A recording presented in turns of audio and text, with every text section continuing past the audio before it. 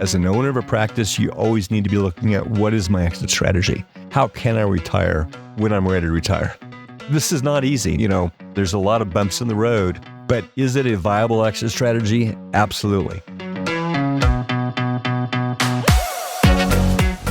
Welcome to the Path to Owning It podcast by Provide, hosted by me, Corey Brown, a marketing leader at Provide with over a decade in the healthcare industry.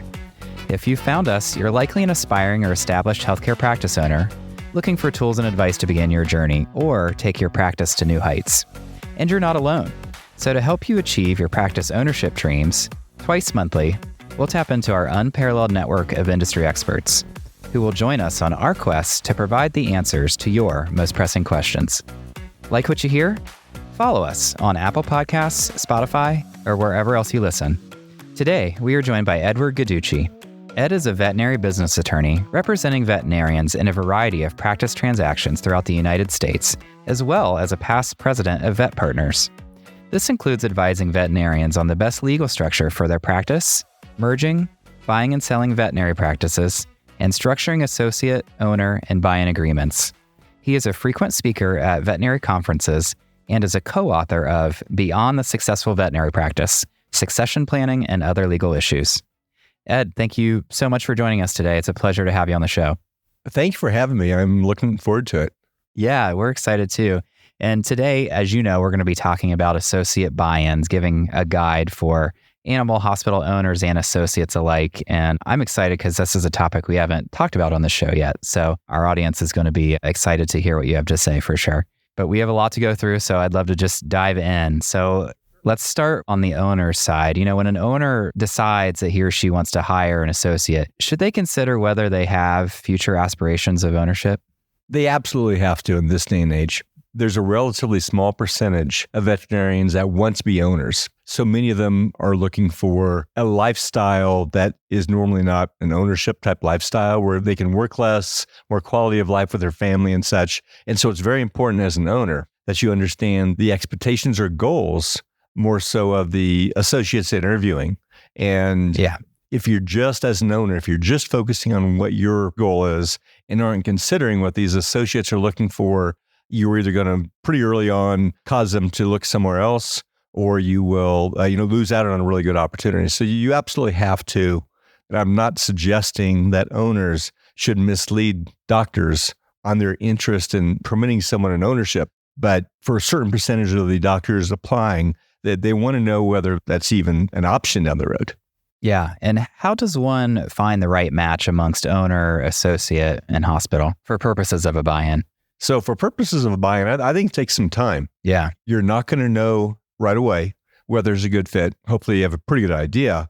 But my experience, and I've for 30-some years been putting together buy-ins and partnerships. My experience is that when they make the decision that we're evaluating a buy-in, they need to be spending the time understanding what the expectations are, especially for a new startup where everything's new. Yeah. But on an associate buy-in, it's important that the owner and the associate be talking amongst themselves, almost do premarital type counseling, I would characterize it. Yeah. Because they need to understand what the expectations are. The associate can see what's been happening, but the associate may be thinking, look, I'm going to be hopefully owning 100% of this practice. I need to know if nothing's going to change and I'm just a glorified associate when I buy in, or, are we able to work out some concerns and issues I have? So I think that it's spending the time talking, communicating, understanding what the goals are and the needs are is very important. Yeah. And let's go into the associate agreement. What should that say about buy-ins right from the start? Is there recommended language that you would recommend to your clients? A lot of it comes down to the timing. Sometimes we have associates who are telling the owners, they want the opportunity to be able to buy in within a year or 2 years. Yeah. And that seems quick. It was years before we would really structure buy-ins. In this day and age, if you have a quality doctor, and if you don't want to lose that doctor, we do see buy-ins in 1 or 2 years. Otherwise, you're going to lose the doctor. So if I'm representing an owner and they're serious about permitting minority buy-in by this associate, I may right up front put in language saying that the parties agree after a year or 18 months, 2 years, whatever, to explore opportunities for a buy-in, but not binding on either party. Yeah. People have to understand this is a process to learn whether they're a good fit. But I have no problem with putting non-binding language in, communicating that, yes, this is something that the owner is going to consider. And that goes beyond what most owners do. So I think it's a positive. Yeah, definitely. And within that associate agreement, is that where you determine the percentage of ownership interest that they would be permitted to buy, or is that a step further down the road? That's a couple steps further down the road. Okay. That's just indicating for a new hire or maybe a one-year doctor that's been with the practice that, okay, in the not too distant future, and we'll identify a time frame, we're going to making decisions whether we'll be offering you that opportunity, and then you explore that. Yeah. Those kind of details. Typically, how would a new co-owner's compensation change once they're permitted to buy in? What does that look like? I'm a big advocate that as an owner, there's several different types of compensation you receive. You receive profit distributions based on your ownership interest. You receive compensation for clinical services, medical services. You receive management compensation if you're providing management. And I believe it's very important, and I think this long-term works well if an owner, whether you're a majority owner, minority owner, are receiving fair market value for what you're providing. Yeah. It's called pro-sal. Basically you get a base plus a production if your production exceeds your base salary. It's pretty common in the profession. Sometimes we do it with owners, sometimes we don't. I would expect the associate buying in, who's a junior partner, to receive the same level of compensation for their clinical production. So everyone's going to be at 21 and 22% of production as they define it. And sometimes the sellers will get a larger guaranteed base because maybe they're bigger producers. Sometimes you have very large producers, and the doctors don't want to wait just for the production check. But I want it to be fair market value for clinical services. Now, separately, a lot of times we have owners, especially if they haven't had partners before, with a manager or administrator providing the management for the practice. And so this owner, the seller, has been spending a lot of their time managing and not spending time with production. So that's not necessarily equitable for that doctor who is not able to be compensated for the management. So we will have separate management compensation based on what services are being provided. Now, sometimes then we'll have junior partners that say, well, I want to provide management. And I think that's great. And I tell my seller doctors, that's great. You want them to step in. You want them to be in a position with the manager to be handling all the HR issues and other things, but they should not be entitled to receive that compensation until they are proven that they are competent and can take the lead on that. A lot of times they just say, well, let me take over HR. I want the money. Yeah. That doesn't work. They have to be trained first and then proven that they can handle it. Yeah, that probably, I would think, would only help the incoming new owner or the current associate when they're working hand in hand with the office manager to help kind of build the culture for their soon to be, hopefully, future practice, right? I agree. Getting more involved in that. Let's talk about evaluating the practice. How does one go about getting a value for the practice for the buy-in? So we're fortunate. There's some outstanding practice appraisers in veterinary medicine around the country. When we handle a buy-in, or we have an ownership agreement for future buy-ins or buyouts, say someone dies or becomes disabled and needs to be bought out, we will structure a formula requiring an agreement on an appraiser who has extensive experience. And we put standards on what a qualified appraiser is.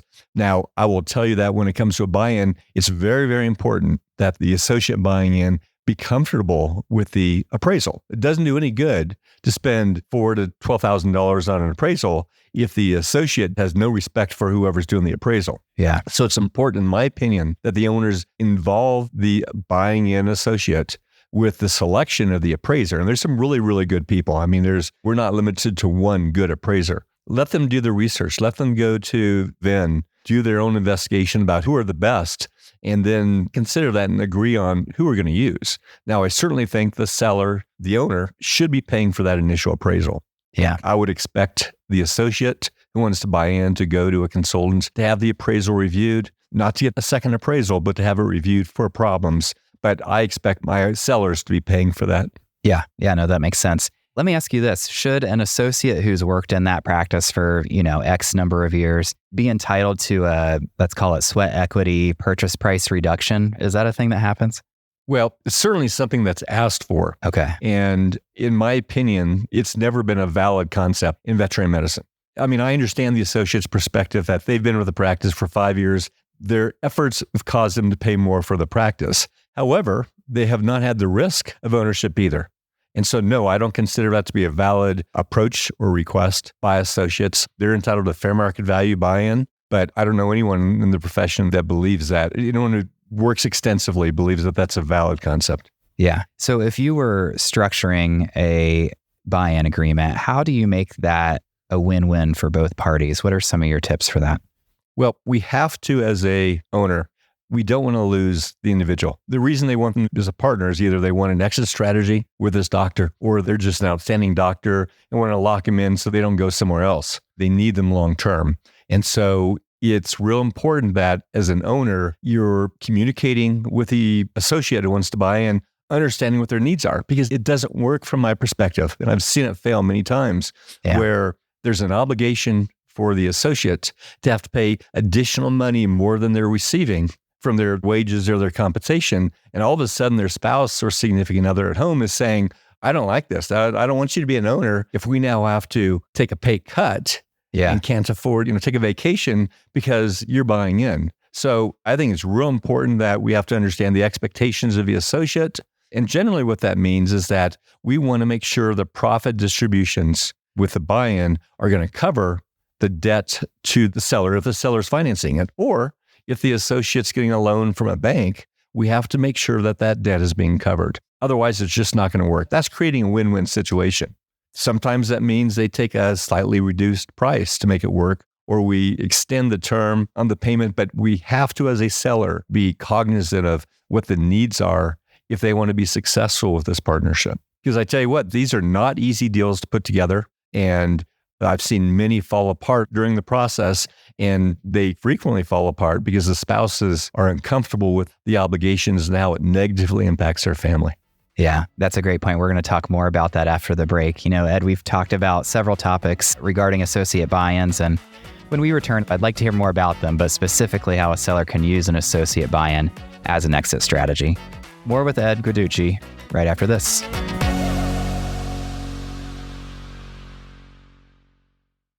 Ready to take your practice to the next level? Meet the Provide Card, the credit card built specifically for healthcare practice owners. Available in addition to your Provide practice loan, with the Provide Card, you'll be transported to a world of new opportunities for your practice, where you can access the spending power you need to build your legacy. You can earn rewards on all purchases, all the time, with no rotating categories and no point expiration. At Provide, we're creating the future of personalized banking for healthcare practice owners. To learn how to apply for the card that makes your purchases go the extra mile, contact your Provide representative or visit getprovide.com/providecard for more information, including rewards terms and conditions. I'm Corey Brown, and this is Provide's The Path to Owning It podcast. We're back with Ed Guiducci to talk more about the associate buy-in process and how that can affect a seller's exit strategy. Ed, can you talk about the continuation of business and possible exit strategy issues that might arise after a buy-in? An important part of any buy-in is a lot of people refer to as a partnership agreement, but a partnership implies formal partnership. It can be a corporation, or it can be a limited liability company, but the agreement is your roadmap to what happens on any partnership, whether it's a buy-in or a new startup type veterinary practice. And so it's really, really important that time be spent on discussing the terms, everyone being in agreement on the terms, because that is your roadmap to how your practice is going to evolve through the years. So there's a variety of what I call triggering events that are very, very important in a ownership agreement, in a partnership in veterinary medicine. It includes death, disability, retirement, expulsion. Expulsion can include basically we're kicking someone out, or the option to kick someone out for loss of license, for theft, criminal acts, failing to honor the obligations of their employment agreement or the ownership agreement. A lot of significant issues, but you have to have that addressed. So that distinguishes, in my opinion, an agreement between veterinarians and practice owners from a widget company, a parts store, or something like that. It's very, very important because there's the expectation that the owners are going to continue to be involved in the practice. So without going in too much great detail, it's very important that we address all these issues in a buy-in. And what are some advantages and disadvantages of allowing a buy-in when a seller is still continuing to practice and produce? Can you talk about that a little bit? Sure. And that's a big issue. There's a view in veterinary medicine that an associate buy-in is basically giving away part of your ownership. And the reason that's the view is because when you're selling, let's say you sell 10% of your practice or 20% of your practice to an associate or junior partner. Yeah. In effect, you're exchanging promissory note payments for profit, because that 20% of the profit that the associate owns is going to receive it, turn around and give it to you to make the payment. And you're then losing the growth on that 20% until you retire at some point in time. So that's the negative view on associate buy-ins. The positive views, why I view it as a win-win, is because as an owner, number one, you get a quality doctor that you're retaining, and you get a commitment to retain long-term, hopefully until you retire and exit with this associate. Sometimes will be your exit strategy. That's your guarantee. I mean, you need quality doctors that aren't going to, go to the next highest bidder. As you know, there's a real need for veterinarians and there's a shortage. Yeah. So I see that as a total win-win for the associates, junior partners, and the owners. And do you think that thinking about being an owner, I'm thinking about my exit strategy, I want to get the most for my practice I can they expect to net more from a sale to an outside party, would you say, versus an internal sale to a current associate? Well, it depends on whether it's a corporate aggregator that's buying versus another doctor, or someone that owns just a few practices. If you're looking at a traditional valuation, the multiple of EBITDA or profit is going to be considerably less than a corporate aggregator that has a lot of private equity money coming in. Yeah. And so I would say almost absolutely you're going to get less if you go the route of an individual doctor or individual, partners that own just a small number of practices. And that's a big trade-off. But there's doctors that do not want to sell to a corporation. They don't want things to change until they quit practicing. Depending on their financial situation, a lot of them are in a position where they don't need multi-millions of dollars from the sale of their practice. And they just want a fair market value. But there's a difference in value between what a corporate aggregator will pay versus a traditional valuation methodology. Yeah. And kind of on that note, if an owner does allow an associate to buy in at a certain percentage, let's say 10 or 20%, and then a corporate entity comes along maybe later with an offer that's maybe more attractive, are they tied to the associate that bought in, or can they sell to the corporate entity if they choose to? That's a really good question. It depends entirely on how the contracts are structured. Yeah. And so I've had a lot of doctors come to me where they had agreements structured where it took unanimous approval to sell to a third party. And that's not that unusual. So what does that mean for a seller who, 10 years ago permitted an associate to buy in? All of a sudden we now in 2024 have much higher valuations with a corporate sale. Let's say it's a practice that's large enough doctors where there's a lot of corporate interest. With most agreements from 10 years ago, it's going to provide for a traditional valuation and then maybe half or less than what a corporate buyer would buy. So yeah, if that's an issue, that's something that has to be discussed. Certainly with stock, they're not going to be able to. But most of these sales to aggregators are not stock deals. 99.9% of them are asset deals with joint ventures and other some complicating structures.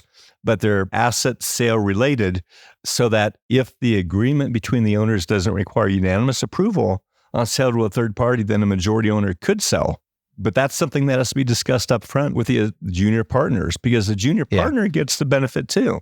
They will have, with current corporate sale environment, they would have the ability to receive equity from these corporate buyers and still be an owner, junior owner, if it sells to a corporation, depending on who they sell to. And they get the benefit of a very high price for their equity. Let's say you own 20%. Yeah. And the practice is worth double what you bought in for it. You're making a lot of money as a junior partner as well. That's a very important issue that has to be worked through on any buy-in. It seems to be a theme here is talk about it up front.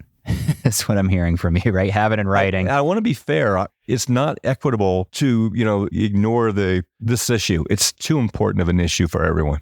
Yeah. Because I think there's a fair way to resolve it, but I think we have to be upfront and work through the issues. Yeah, definitely. Now, you hinted at this earlier, so I'm curious to hear a little bit more about it. What happens if an associate buys in and then breaches their agreement and wants to leave?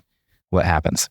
That's very painful for someone who's gone through this whole buy-in process and they're planning on this associate who's now a junior partner to be their exit strategy because they don't want to sell corporate or they want this person to own their practice, and then they walk away. I've seen it many times for many different reasons.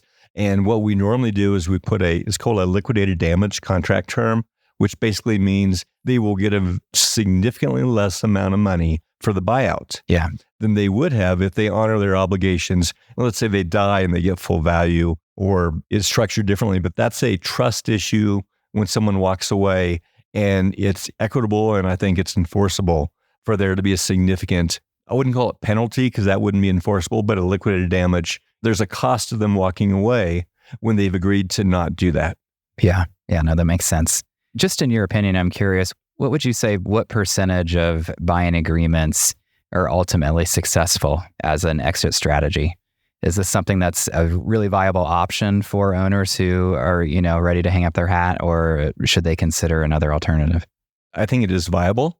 I would probably say 70 to 80% of deals when people are serious actually get completed and the buy-in occurs, maybe in a higher percentage. But I think back to the Great Recession in 2008, 9, 10, 11, 12, 13. We had a whole lot of partnerships we'd put together in the 10 years before then fall apart because the economics were so bad. Yeah. And so normally the junior partner walked away. This is not easy. There's a lot of bumps in the road, but is it a viable exit strategy? Absolutely. As an owner of a practice, you always need to be looking at what is my exit strategy? How can I retire when I'm ready to retire? Yeah. And what if you end up with an associate and maybe you didn't have that conversation up front, right? That really has no interest in being an owner, but you have this associate, you're ready to retire. What do? You'd be looking for other associates or you'd be looking at third-party buyers. But we see that a lot. I have a lot of doctors come to me and say, the young associates who I thought were interested in buying in now have families and they have no interest in being an owner and put the kind of time they have to put in to be an owner. Yeah. It's a real challenge. Yeah. What about the contrary? If you maybe decide you're not ready to sell, but you have this quality associate who probably will leave if you don't offer an opportunity, is there anything creative that can be done there?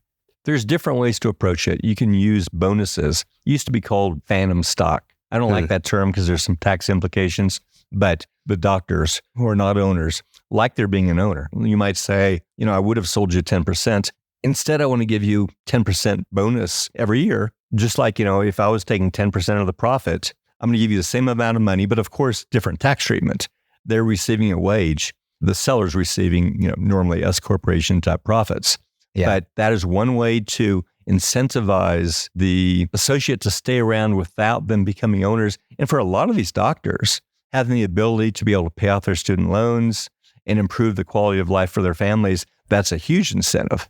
Because in the right situation, they can make money they can't make anywhere else. Yeah, no, absolutely. I see that as, especially doctors that do not really want to be an owner, it's a real viable option.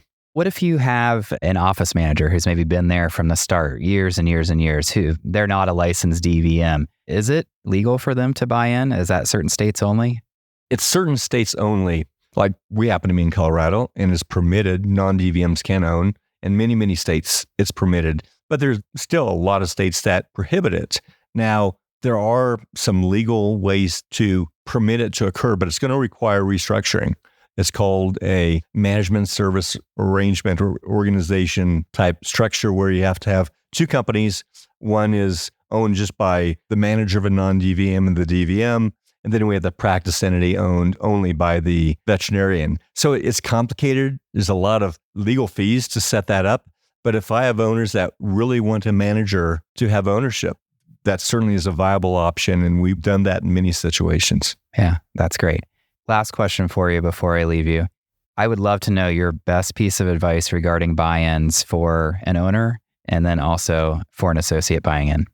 For an owner, you need to do self-evaluation. Are you ready to share profits? Are you ready to share some management? If you are, this is very viable. I've had doctors who they wanted the exit strategy, but they really didn't want a partner. So I think that's really important. I would say that about owners. Okay. For associates, they need to be thinking long-term. Is their family ready for them to be an owner? Are they ready to make the commitment? We can work through the legalese. We make it win-win, but there's got to be that commitment. Otherwise, when things get tough, and they will, someone's going to bail, and then you spend a lot of legal fees and time and money. That's just a negative for everyone. Yeah. Well, Ed, thank you so much for sharing your expertise with us today. I think associates and current owners alike will find this episode extremely helpful when it comes time for them to buy or sell. And before I leave you, if we have anyone listening that would love to chat with you more about this topic, can you give us a good way to get a hold of you? You can email me at ed@Guiducci Law, which is spelled Guiducci law.com, or our office number of 303-355-3463.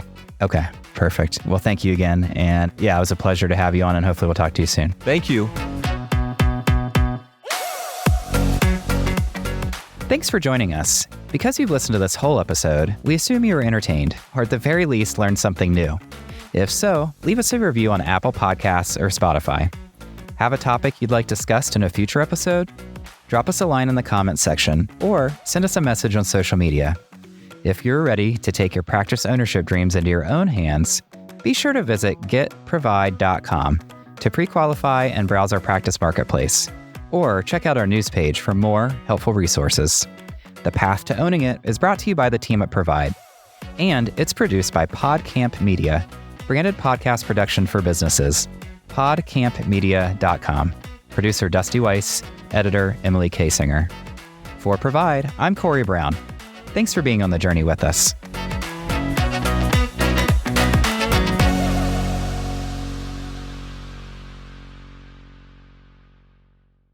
Provide is a division of Fifth Third Bank, National Association. All opinions expressed by the participants are solely their current opinions and do not reflect the opinions of Provide, its affiliates, or Fifth Third Bank. The participants' opinions are based on information they consider reliable, but neither Provide, its affiliates, nor Fifth Third Bank warrant its completeness or accuracy and should not be relied upon as such. This content is for informational purposes and does not constitute the rendering of legal, accounting, tax, or investment advice or other professional services by Provide or any of its affiliates. Please consult with appropriate professionals related to your individual circumstances. All lending is subject to review and approval.